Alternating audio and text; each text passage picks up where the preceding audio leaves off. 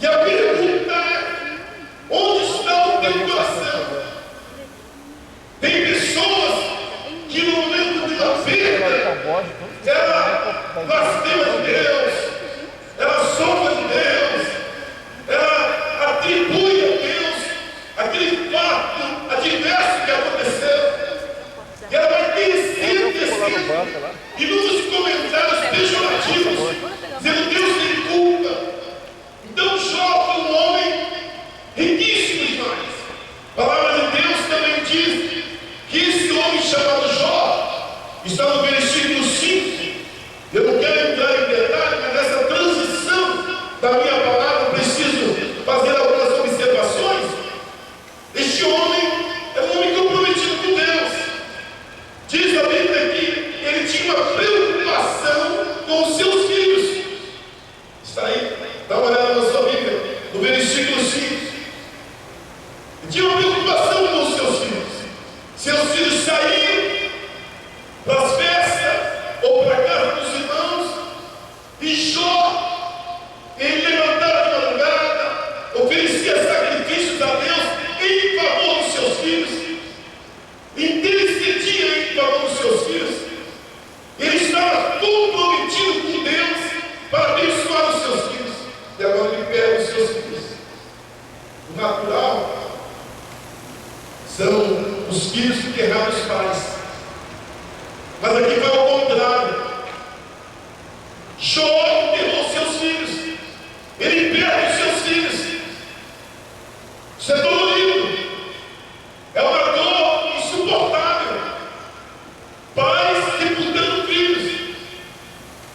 Sua mulher foi um problema.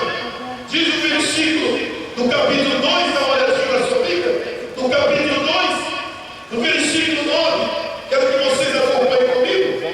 Diz a Bíblia: então sua mulher diz: ainda conserva a tua integridade, amaldiçoa a Deus e morre. Olha que mulher, olha que esposa. Ao invés de motivá-lo, de incentivá-lo, diz: que é isso, Jó? Você perdeu todos os seus bens, perdeu a sua saúde, seus amigos te abandonaram, você está numa situação temporária e você ainda mantém a sua integridade. Amaldiçoa esse Deus. E qual foi a resposta de Jó? Olha na sua Bíblia. Qual foi a resposta de Jó? Está aí na sua Bíblia, não importa. Mas ele respondeu: fala como qualquer doido. Temos recebido o bem de Deus e não receberíamos também o mal. Em tudo isso, não pecou Jó com os seus amigos. Você pode dizer amém comigo? Então é isso de Jó, que ele passa por inúmeras situações: finanças, saúde, casamento, filhos. É esse momento que há uma adversidade. A palavra de Deus diz no versículo 15 que há os talentos. Verso seguinte fala que o topo. Verso 17 são os caldeus. E o verso 17 fala que há um vento. Então surge toda essa situação. Mas eu vim aqui hoje, nesse culto, dizer para você que a gente precisa rever os nossos conceitos de servir a Deus. Amém? É uma bênção servir a Deus quando você está muito bem de saúde, cheiroso, bem empregado, carro na garagem. É uma teologia hoje perigosa. Há um ensinamento hoje muito perigoso. Hoje a gente está vivendo uma síndrome que chama-se a síndrome da prosperidade. Que você, ao servir a Deus, você não vai ter problema de saúde, você vai ser patrão, você vai ser chefe, você você vai ficar rico, você vai ficar próspero, você vai ter uma mesa farta, você não vai ter problema nenhum. Não é verdade? Não é verdade? Jesus, ele não prometeu isso. Ele prometeu algo que você precisa entender. Ele prometeu que estaria conosco todos os dias. Ele prometeu que nós não iríamos ficar desamparados. Ele prometeu que iria nos abençoar. Ele prometeu que ia cuidar de nós. Ele prometeu que iria nos fortalecer. Ele vai usar alguém para te abençoar. Ele vai usar alguém para mandar uma cesta básica para você. Ele vai usar alguém para repartir o pão na sua mesa. Ele vai usar alguém para abrir uma porta de emprego para você. Eu não estou aqui hoje nesse culto dizendo que eu e você devemos viver um martírio constante. Então ser cristão é ter na cabeça que você vai te usar, perseguido todo momento. Pode acontecer, mas se não acontecer, eu tenho um Deus que ele diz: olha, eu vou cuidar da sua vida. A questão é ter o discernimento e a percepção que eu vou servir a Deus, não importa a circunstância.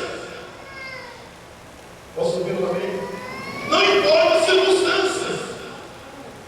E há um momento que, provavelmente, se der tempo, nós vamos comentar um dos tópicos aqui da minha reflexão.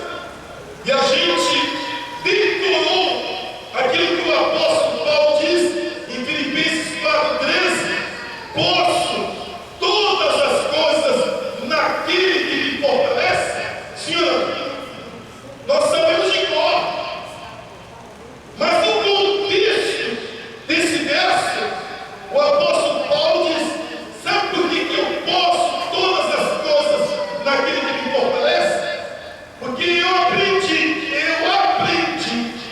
a ter uma mesa farta, eu aprendi a ter uma mesa vazia, eu aprendi a ter saúde, eu aprendi a não ter saúde, eu aprendi a ser perseguido, eu aprendi a não ser perseguido. Em todas essas situações adversas e também que são favoráveis, eu posso todas as coisas naquele que me fortalece. Posso ouvir um amém? Então a palavra de Deus, ela diz que surgem situações inesperadas. Eu quero que vocês voltem os seus olhos, por favor, para o capítulo 1, do livro de Jó, por favor. Vocês estão com a Bíblia aberta. E preste muita atenção. No capítulo 1, olha o que diz a palavra de Deus. Versículo de número 13, do capítulo 1. Sucedeu um dia, repita comigo. Sucedeu um dia. Um dia. Agora, vamos tentar um pouquinho mais. Olha para o verso 15. Repita comigo. De repente. Diga mais uma vez. De repente. Então foi de repente. Não foi programado. Vocês estão comigo, senhor? Não foi programado. De repente. De repente surge uma notícia. Jó, os caldeus sabeus causando prejuízo.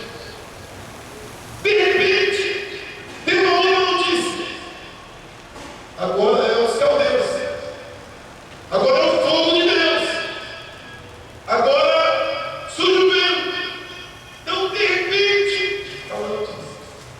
Agora,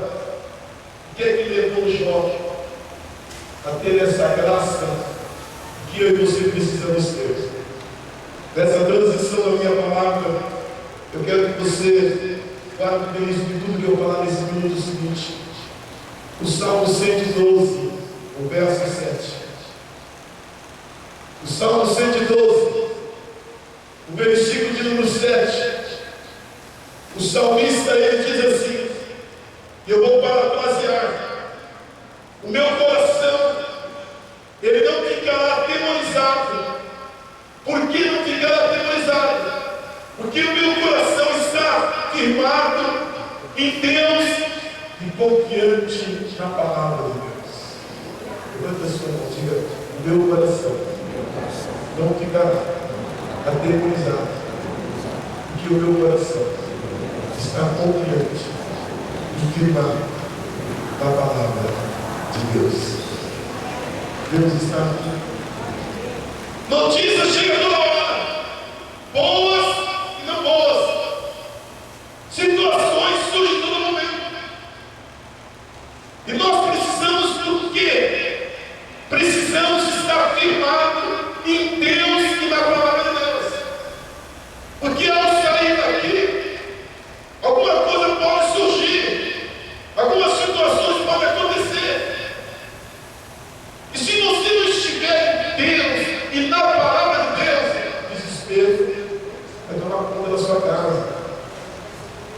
Na sexta-feira eu fui à minha casa. Talvez eu recebi um bilhetinho do pastor, tem um recado, que o senhor precisa fazer uma visita na casa de uma família, no bairro. Fui lá. Esse problema de droga é um negócio do inferno, é uma coisa do demônio, do diabo. E coincidentemente, eu cheguei, o pessoal que tinha passado as drogas para o rapaz daquela família estavam lá, eu acabava de chegar, e vieram receber quase R$1.000. Nós viemos receber, queremos receber. Ele passou a noite drogando, nós queremos o dinheiro. A mãe desesperada, o pai desesperado. Disse: a senhora não der, se o senhor não der, nós vamos levar os pertences correspondente ao valor do que ele usou a noite toda. A mãe chorando, o pai chorando. E aí vocês dormem com esse barulho. O homem deu o que não tinha.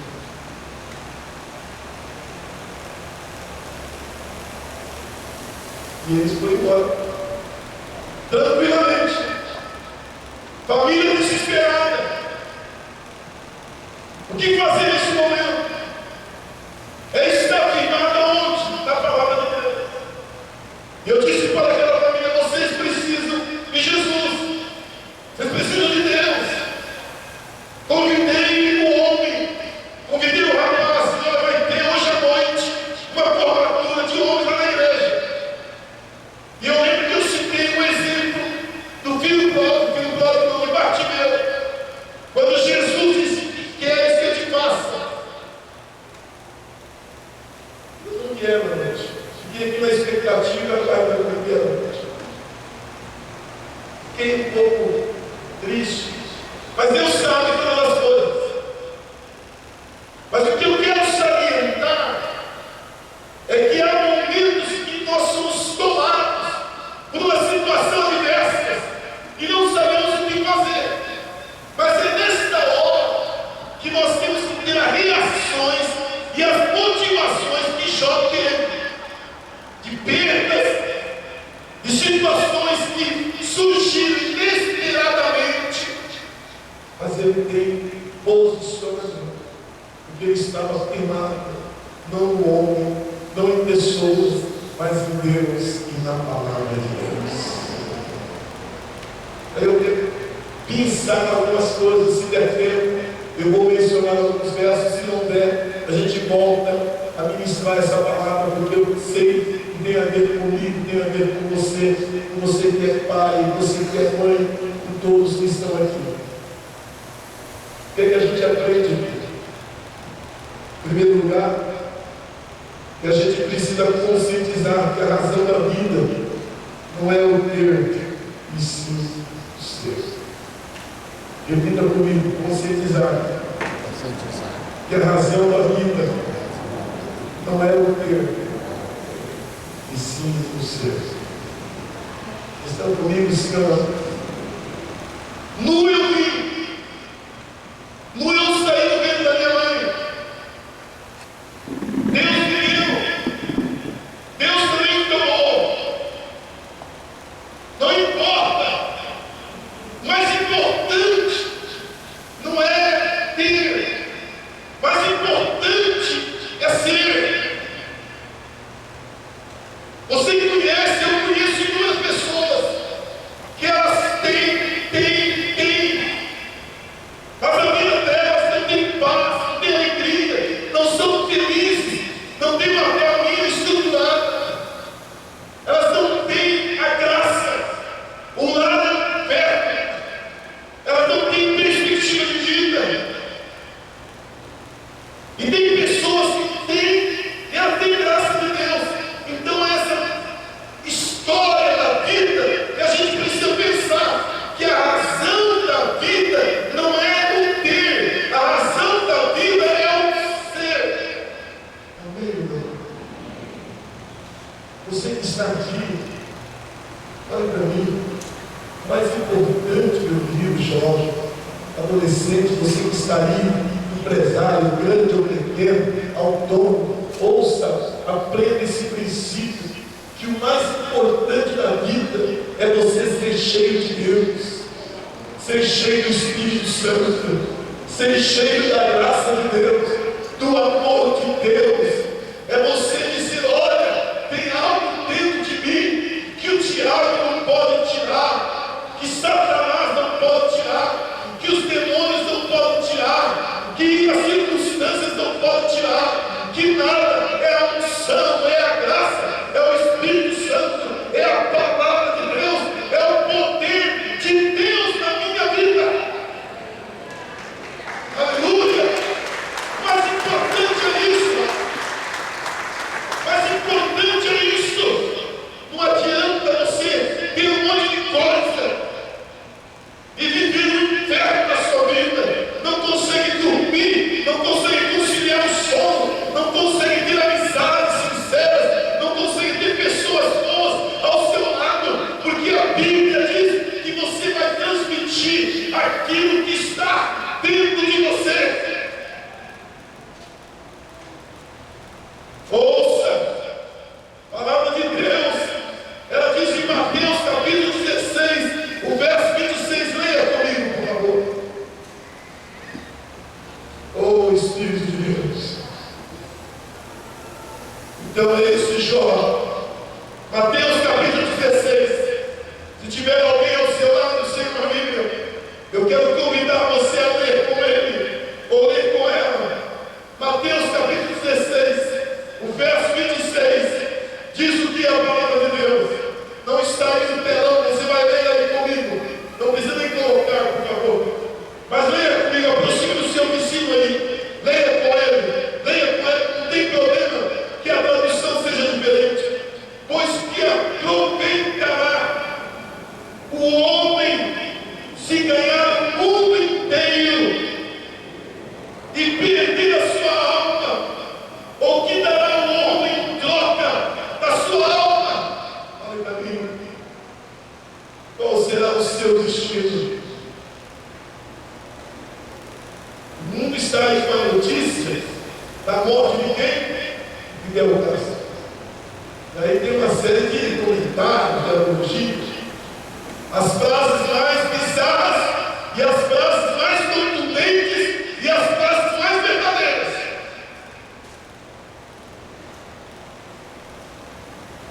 Senhor, o que adianta o homem ganhar o mundo inteiro se ele perder a sua alma?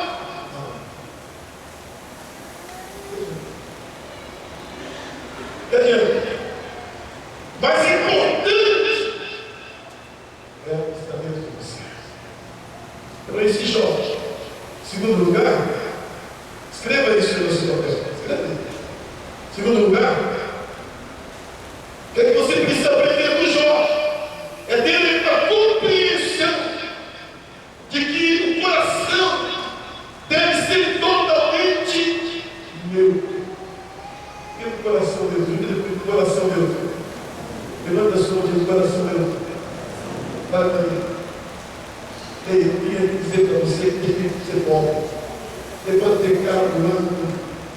sabor, chakra, tudo. Mas não coloque no coração isso. Deixe o seu coração totalmente desprendido. Não foque no seu coração isso. Olha o que Jó disse. Ele me deu, ele me deu. Amém? Nu eu vim, nu eu saí do ventre da mãe, e nu eu vou. Você já viu um cortejo fúnebre, um caminhão lotado de mudança, ou de bens ou de joias? Vão os amigos até a sepultura, despede e volta, e fica o cidadão lá.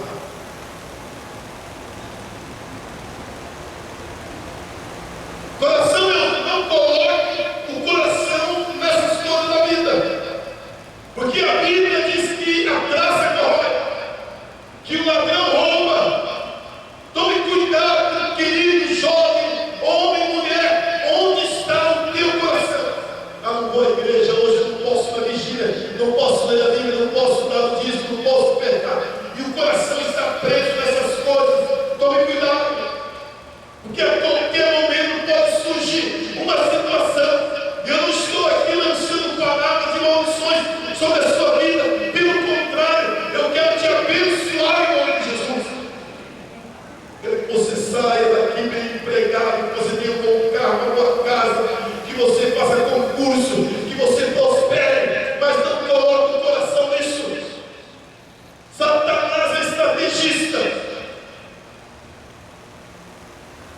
Quando você lê esse capítulo 2, e aí eu não tenho tempo, tem pelo menos umas 10 insinuações de Satanás para com Jó e para com Deus.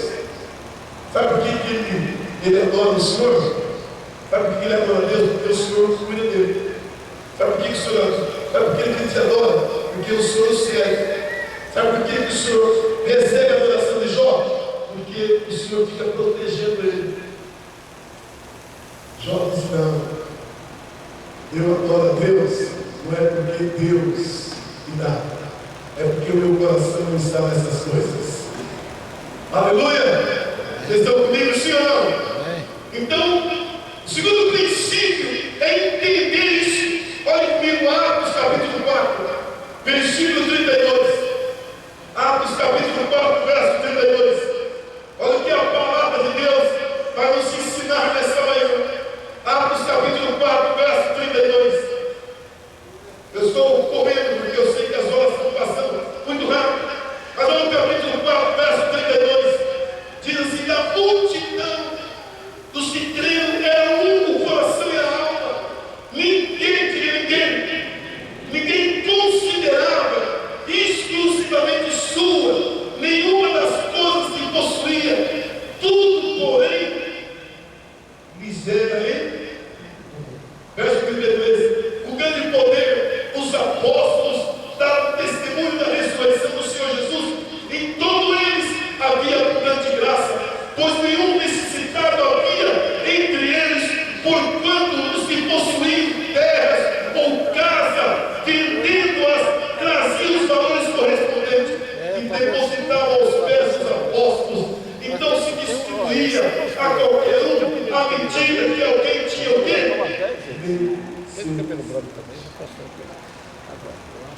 Uns dias atrás eu vi um líder fazendo uma campanha. Agora, já fiz um comentário tempos atrás e agora eu vi outra vez. Uma campanha na sua comunidade. Nós precisamos comprar um avião. Precisamos comprar um avião. Eu vou. Será que é necessário comprar um avião? Aqui em cima ali. Em cima do Então a balão. gente precisa tomar cuidado. Aí eu pego por A cima. palavra de Deus diz que na comunidade não havia ninguém que passava o quê? Necessidade. Tudo era em comum. Repartir os bens entre eles. Eu sei que numa comunidade grande como nossa, ou outra, você acaba tendo dificuldade de detectar ajudar quem está desempregado, quem tem uma pessoa necessitada. Mas a gente precisa ter discernimento. Você que tem a sua empresa, a sua loja, o seu comércio, você que tem bens, sempre entre em contato com a liderança, com a secretaria da igreja. Irmãos, tem alguém aí desempregado? Tem alguém passando necessidade? Tem uma família com problema? Eu tenho condições de ajudar. Eu posso abençoar. Sim ou não? É isso que é comunidade, é coinonia. Mas a gente vai vivendo esse egoísmo egocêntrico. E muitas vezes alguém que assenta ao nosso lado todos os domingos, não é verdade? Todos os cultos. A gente observa e a gente acaba tecendo algum comentário. Poxa vida, eu vejo aquele irmãozinho sempre com sapato, com aquela roupa, mas você não esquece da palavra. Sabe que está vindo sempre com aquela roupa, sempre calçado. Sempre eu tenho dificuldade, sempre ele está desempregado. Será que ele não está passando por algum problema? Então é essa coinonia que é o princípio da bênção. Eu não conheço o pastor que foi igual aqui por dentro, não tem não. Eu já conheci errado. Faz nos olhos, mas o terceiro cara eu preciso para fazer as colocações. Vamos lá, rapidinho. Discernimento de servir a Deus é servir por aquilo que Ele é e não por aquilo que Ele dá. Levanta a sua mão, repita comigo bem alto e você vai falar com muita convicção. Diga comigo. Discernimento de que servir a Deus é servir por aquilo que Ele é e não por aquilo que Ele. Você deixou de dar bem alto, levanta a sua mão. Eu sirvo a Deus, não por aquilo que Ele dá, mas por aquilo que Ele é. Ele é o quê? O teu Salvador. Ele é o teu libertador. Ele é aquele que te cura, aquele que te liberta, aquele que te restaura. Eu sirvo a Deus, não por aquilo que Deus me dá, mas por aquilo que Deus é. Tem pessoas que atentam essa reunião namorar. Se ele abriu a porta do emprego para mim, se ele resolveu o meu problema sentimental, aí eu vou à igreja, vou fazer um voto. Costume, mas ele vai vir lá ele é de outra igreja. Você que precisa dele. Ele que tem uma outra igreja. Não venha servir a Deus na expectativa ou na motivação de querer receber algo de Deus ou fazer uma troca com Deus. Deus não é Deus de barganha. Deus não é Deus de trocadilho. Deus está procurando verdadeiros adoradores. Você tem que servir a Deus por aquilo que Deus tem na sua vida. Jó não servia a Deus por aquilo que Deus lhe dava, mas Jó servia a Deus porque lá na frente ele disse: eu sei que o meu Redentor vive. Faz uma levadinha aqui. Outro ponto, vai fazer o estudo da gente. Diga comigo, você quiser. Lá do dentro a gente faz. E que o desprendimento gera as bênçãos de Deus. Lá de dentro. Ei, faça assim com a sua mão. Diga: desprendimento gera bênção. Diga mais uma vez: desprendimento gera bênção. Jó 42, 10 diz o quê? Que quando Jó orava pelos seus amigos, Deus deu em dobro tudo quanto ele.